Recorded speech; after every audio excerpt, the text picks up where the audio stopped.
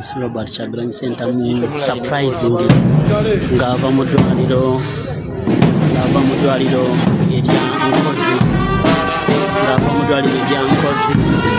hospital gye yazaalibwa.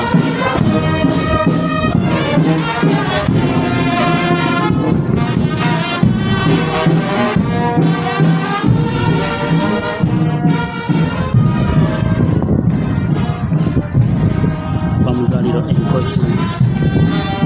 Oh my God.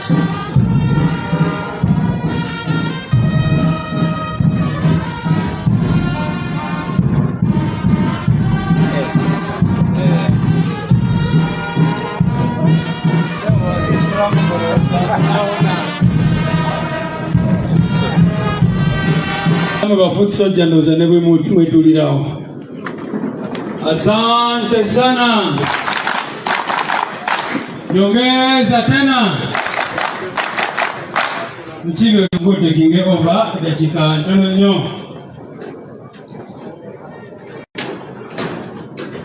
Very quickly. Abaina okurepresentinga olunaku olwaleero muje.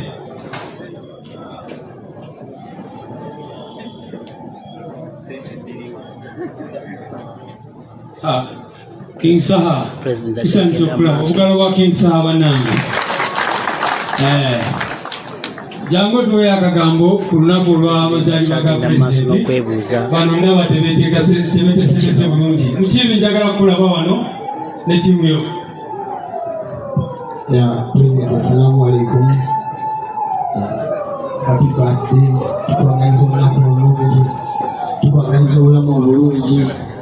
Twebaza bakadde abakutuzaalira, twebaza emikwano gyonna gye wakula nagyo, ekitabo twakufuna, twebaza Katonda byonna kubanga mazima yakiwa awa maaki omaakinga nnyo naffe oli wa generation yaffe owuliriza oli mukwano. President wekuume bwotyo tukwagala nnyo era kyova batudduse emisinde twetale osanga surprise wakiri wakipanze bulala enaffe nga tupanga bulala.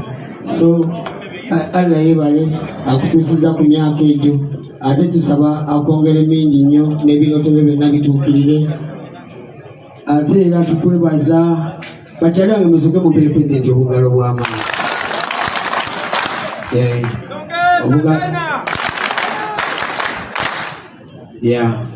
Nze bankuweeyo kayimba oba nkuweeyo ki bannaye tukole tutya tukyakalemu wakiri eddakiika emu ku lwa President. Nange bwe ndowooza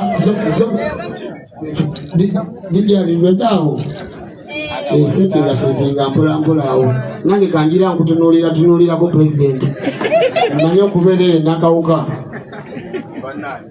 President wange nange kanjira nkutunuulirako manye okubeera enakawuka eyo nenkumiisinga naye lwemba nsobodde okusanga ennaku nga zino w'ebintu gya office gimanye okutwala nange ndegomba nembanga nkulabako nga bannayuganda abalala bakwesunga mu bitundu ebirala n'ab'ekigongo bagamba oyiteyoko n'ab'ekyotera nabaddeyo nga bagamba oyiteyoko abantu bonna bakulindiridde President gwe busalawo busazi nti nga olunaku bweruti oba bweruti.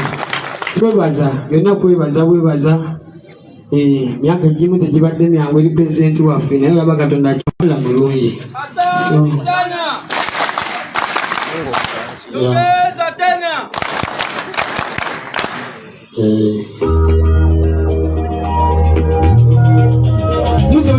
Tweyagalamu eddakiika emu wakiri